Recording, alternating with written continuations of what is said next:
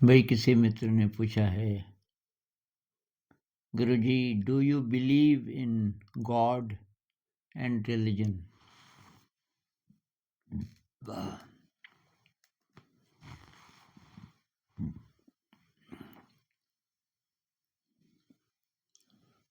तो मतलब क्या आप धर्म पे और परमात्मा पे विश्वास करते हैं? तो पहले धर्म की बात कर लेते हैं। भाई धर्म का जो ओरिजिनल मीनिंग है वो है क्वालिटी। तो इंसान का धर्म है उसकी जो बेस्ट क्वालिटीज़ हैं। मतलब इंसान को कुदरत ने जैसा बनाया उसका जो बेस्ट रूप, उसमें कोई इम्प्योरिटी ना रहे। इम्प्योरिटी तो हमने डाली ना अपने बुरे कर्मों से।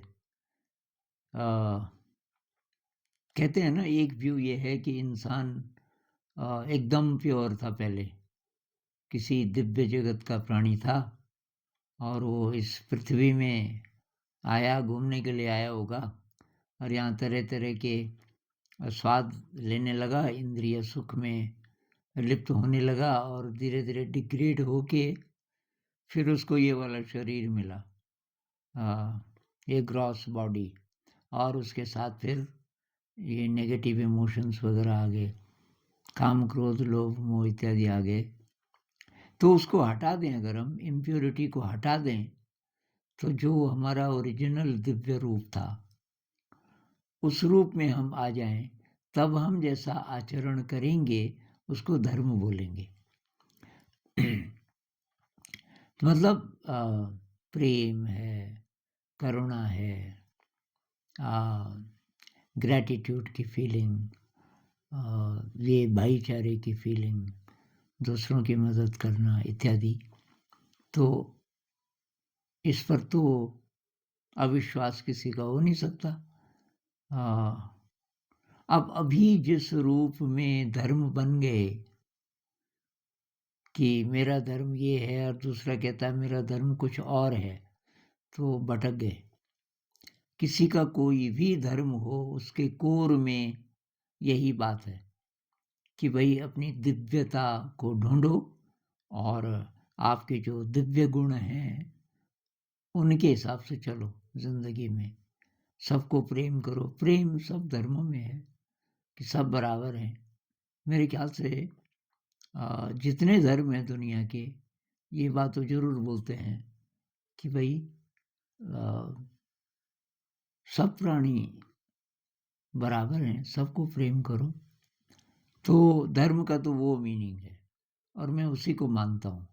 अरे जो लेबल है ना, ये हिंदू मुसलमान ईसाई वगैरह वगैरह, इन सब लेबल्स को हम हटा दें, तब बचा मनुष्य। और मनुष्य की जो दिव्यता वो हुआ उसका धर्म। तो उस लेवल पे सारे मनुष्य समान हैं और तब सभी धार्मिक होंगे, क्योंकि वो अपने दिव्य गुणों के हिसाब से चलेंगे तो सबके मन में प्रेम होगा। तो इस वाले धर्म को तो मैं मानता हूँ। जो कोई लेबल नहीं है, जिसमें कोई भेदभाव नहीं है और हर एक इंसान पर वो लागू होता है एक ही चीज़, क्या कि भाई उसके अंदर जो दिव्यतम गुण हैं वो एक ही जैसे हैं।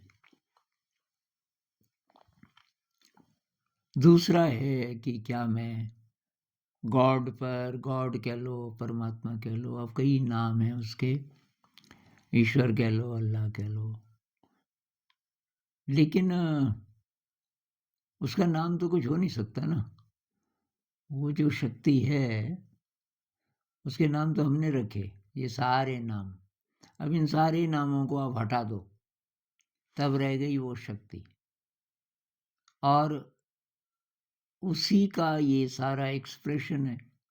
हम कहते हैं ना कण कण में भगवान है, यूं भी कह सकते हैं कि कण कण भगवान है, अगर वो अपने दिव्य स्वभाव को प्राप्त कर ले। तो जब सर्वत्र है, सब जगह है, और ये उसी का एक्सप्रेशन है जो अद्वैत में कहते हैं ना कि दो नहीं है, कोई बनाने वाला इससे अलग नहीं है, क्रिएशन से। ये जो ब्रह्मांड है या जितने भी ब्रह्मांड हैं, इन सबको कोई और बना रहा है और वो इसके बाहर है। तो ये अद्वैत में ऐसा नहीं मानते। और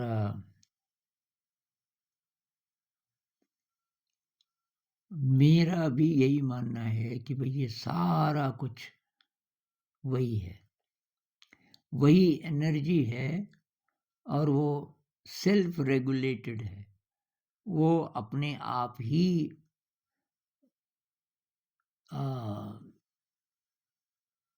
वो एनर्जी अपने आप ही प्रकट होती है, अपने आप ही विलीन हो जाती है। जितने रूप हैं सब उसी के हैं। और दो का भाव तब आता है जब हमारे और हमारी दिव्यता के बीच कोई पर्दा आ जाता है। वो पर्दा है अज्ञान का। तो जब तक मेरा ये जो अज्ञान का पर्दा है ये बहुत ज़्यादा थिक है, मोटा है, उसमें से कुछ मैं देख नहीं सकता दूसरी तरफ, तब तक दो का भाव रहेगा कि मैं और जो भी कह लो परमात्मा। अगर वो पर्दा हट जाए जो बीच का है, उस पर्दे को अहंकार बोल सकते हैं, उसको मैल कह सकते हैं, लागा चुनरी में दाग। जो हमारी प्योरिटी थी उसको हमने दागी कर दिया, मतलब उसको गंदा कर दिया। अब वो गंदगी का एक पर्दा है बीच में, उसको अगर हम ख़त्म कर दें या कम से कम उसमें से झांक सकें दूसरी तरफ, इतना साफ हो जाए कि उसमें से दूसरी तरफ दिखने लग जाए, तो पता चलेगा दो नहीं है। इसके लिए एक एनालॉजी मैंने किसी वीडियो में शायद ये एनालॉजी दी थी कि एक मिट्टी का ढेला है, वो है आपकी जिंदगी। जहाँ देखो मिट्टी का ढेला, और अचानक आप देखते हो कि आपके पूरे कमरे में प्रकाश भर गया, रंगीन प्रकाश। आप चौंक जाते हो, आप पीछे देखते हो, वहाँ एक दर्पण होता है।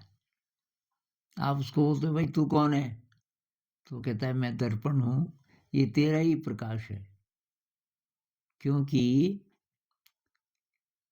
तू दरअसल मिट्टी का ढेला नहीं है, और तेरे पीछे एक ऐसी जगह है जहाँ मिट्टी नहीं है, वहाँ से ये प्रकाश निकल रहा है, और मैं इसको रिफ्लेक्ट कर रहा हूँ ताकि तू देख सके।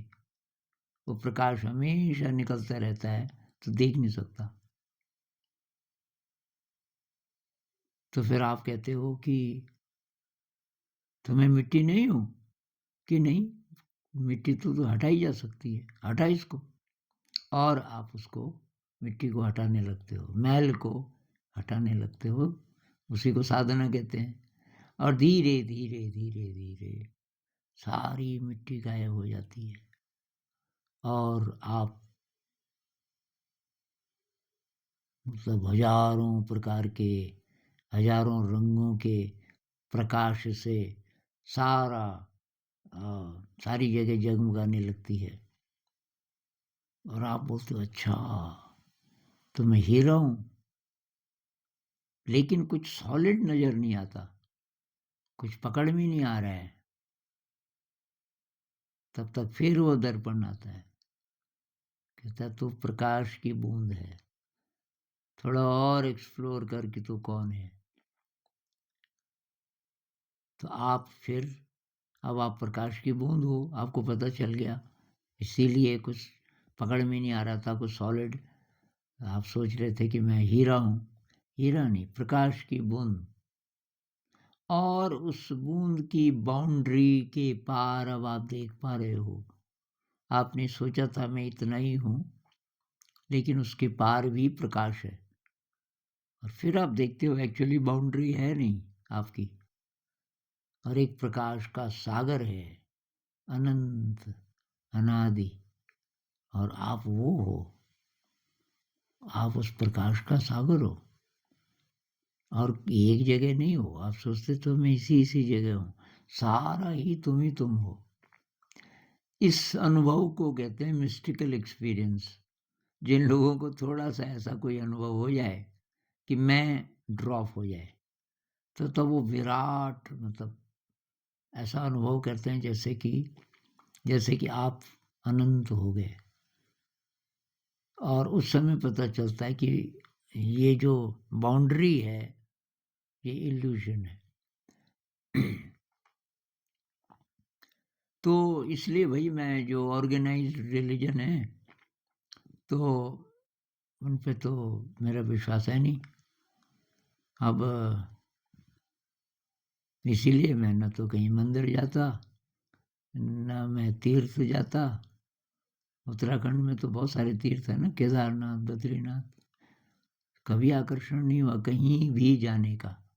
न मुझे ये लगता कि कहीं जाने से कुछ हो जाएगा, क्योंकि जो है वो इसी के अंदर है, सारी संभावनाएं इसी के अंदर है। अब इसमें कोई मदद मिल जाए कहीं से, वो तो ले लेंगे।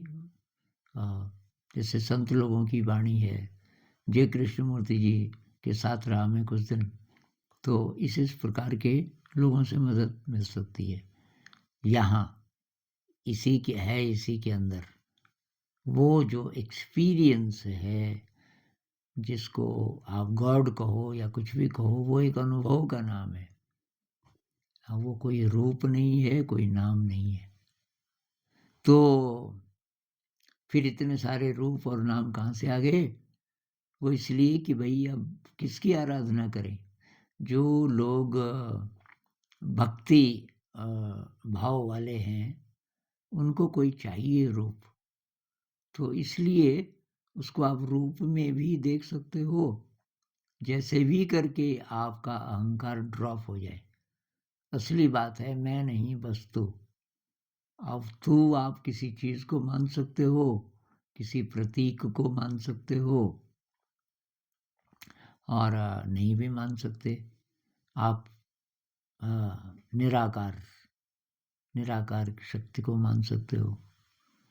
तो असली बात है कि करें क्या हम, मतलब हम अपनी इस जिंदगी में ऐसा क्या करें कि हमें थोड़ा सा झलक मिल जाए कि भाई मेरे अंदर कुछ अनंत है। तो भाई उसी के लिए साधना है, उसी के लिए साधना है। और साधना को सपोर्ट करने वाली चीज़ें हैं, जैसे कि शील है, पारमिताएं हैं। तो ये जो संत लोग बोलते हैं ना, आध्यात्म का जो सारा रास्ता है, तो इसीलिए है कि हमें विश्वास आने लगे कि वो शक्ति है और एक्सेसिबल है, मेरे ही अंदर है। अल्टीमेटली शायद ये भाव आएगा कि मैं ही वो शक्ति हूँ। तो